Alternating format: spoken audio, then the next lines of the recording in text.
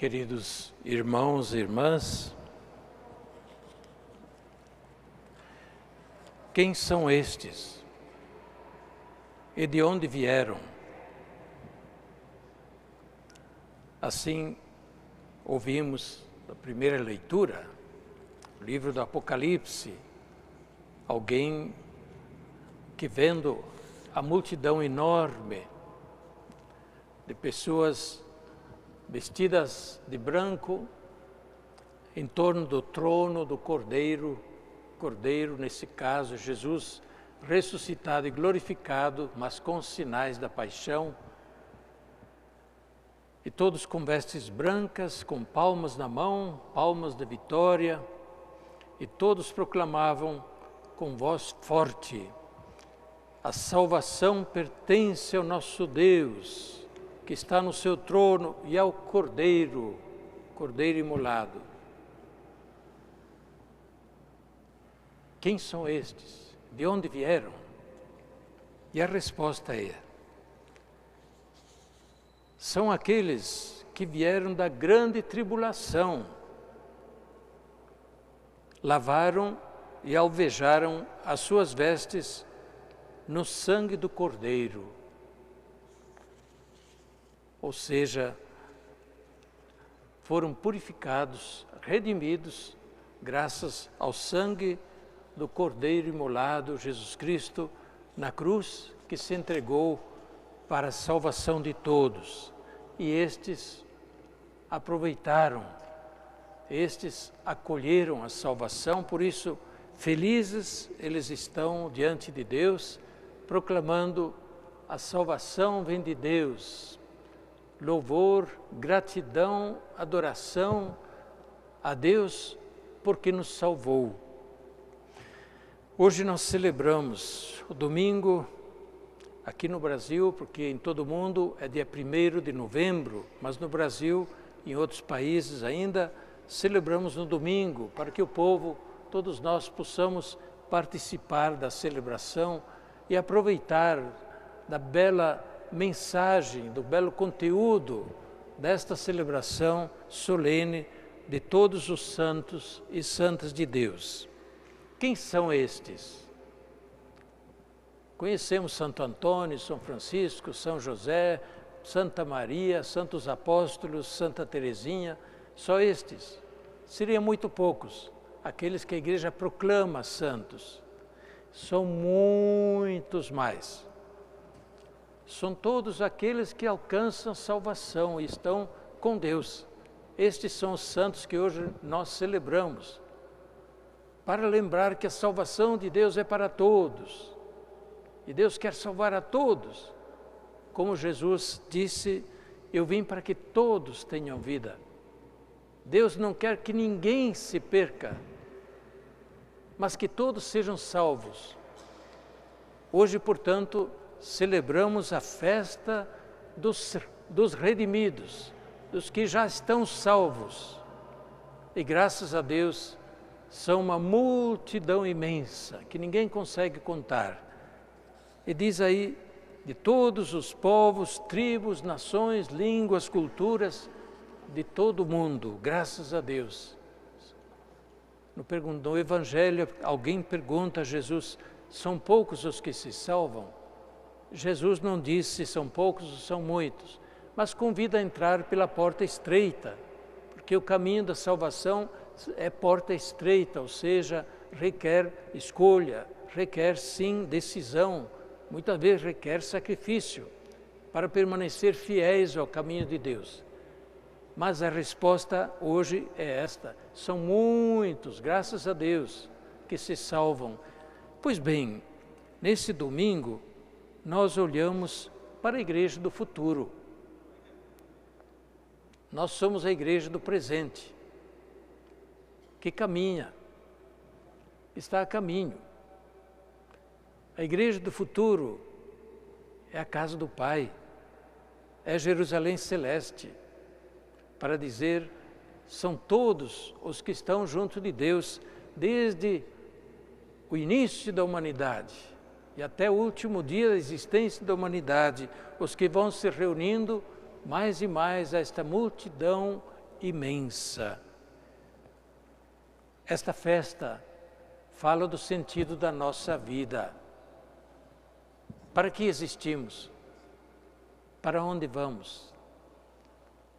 Que significado tem esta aspiração interior, esse desejo, esta saudade, que não sabemos bem definir do que, mas de fato é saudade de Deus. Saudade de encontrar aquele que nos atrai a si. Esta saudade é a casa do Pai.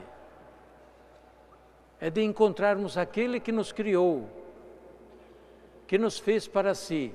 E como diz Santo Agostinho, nosso coração anda inquieto, até que não o encontra, e então fica em paz, fica plenamente realizado. Os santos e santas são aqueles que estão já na pátria definitiva, para onde todos nós nos encaminhamos, e queira Deus, ninguém se perca no caminho, ninguém erra a entrada, a porta. Jesus disse: eu sou a porta, eu sou o caminho, quem me segue chega lá, não erra. Pois bem, como chegaram lá? O que fizeram de extraordinário para chegar lá? Os santos e santas são todos aqueles que viveram o seu batismo, o seu chamado originário. Pelo batismo, todos nós recebemos a vocação de sermos santos. Não necessariamente colocados num pedestal ou proclamados santos. Ser santos é viver em união com Deus, a comunhão com Deus. E por isso mesmo, a adoração, o agradecimento a Deus, o louvor de Deus, o pedido da misericórdia de Deus, sim, olhar voltado para Deus como meta suprema da nossa existência, como o grande bem da nossa existência, como dizia São Francisco, meu Deus e meu tudo. Quantas vezes nós nos deixamos amarrar pelos bens deste mundo, que são bons, mas não são o bem supremo, e não nos devem desviar de olhar e buscar o bem supremo, meu Deus e meu tudo. Quem tem Deus tem tudo, diz Santa Teresa. Pois bem, os santos são aqueles que durante este mundo, durante essa vida, viveram como filhos e filhas de Deus. Segundo a leitura de hoje, São João diz de maneira bonita, vejam que grande graça Deus nos fez. Somos chamados filhos e filhas de Deus, e não só somos chamados, nós o somos. Mesmo que isso não apareça exteriormente ainda, mas de fato já somos filhos de Deus. E um dia o veremos face a face. E receberemos da paternidade de Deus a vida em plenitude. Esta é a nossa fé, nossa grande esperança. Que grande prova de amor Deus fez para nós. E ser santos é nesta vida, já corresponder a este amor, viver como filhos e filhas de Deus. Quem morará com Deus? Quem ficará com Deus para sempre?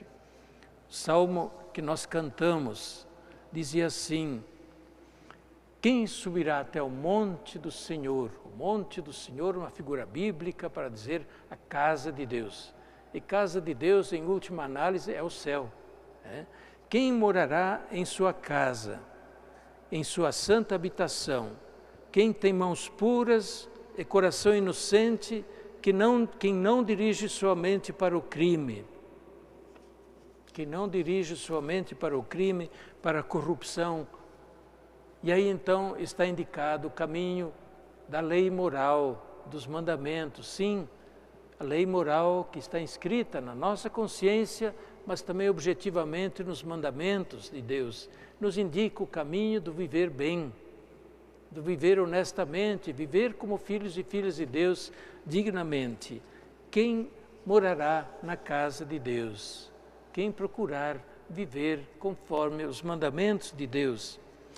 Assim, vivendo neste mundo, conforme a vontade de Deus, expressa na lei moral, nós também moraremos com Deus. Um dia Ele nos chamará a estarmos para sempre com Ele. São Bernardo, numa bela homilia para este domingo, esse dia de todos os santos, ele pergunta: para que honrar os santos? Que vantagem tem para eles que nós honremos os santos? E ele diz: para eles nenhuma. Eles já estão com tudo, estão no céu. E, portanto, a vela que queimamos, a promessa que fazemos, o hino que cantamos, para eles não aumenta nada. É para nós.